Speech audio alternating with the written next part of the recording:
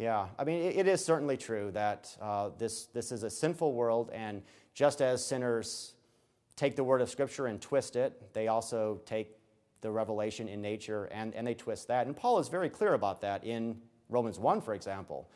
In fact, you could say that that is really his main point, is that people do suppress that, and they're constantly twisting that. And I think that warns us about any kind of false optimism.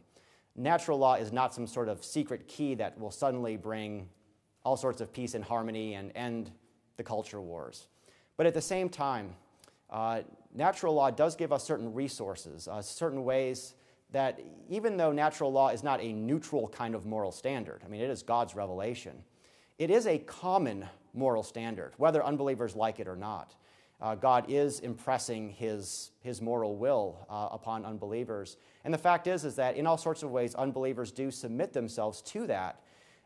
They can't get away from the fact that laziness tends to bring poverty. They can't get away from the fact that adultery tends to destroy family life and broader social life. And I think one thing that Christians can do is to make appeals to those sorts of, the sorts of ways that the natural order works, the way that God has structured this world. It doesn't mean Christians are always going to be using the term natural law, but it means that as we observe how this world works and we try to demonstrate how certain sorts of sinful patterns of behavior lead towards destructive results, we're making a sort of natural law argument that I think can be useful, not in always effective, but I think in many cases a very useful way to engage in political and legal dialogue.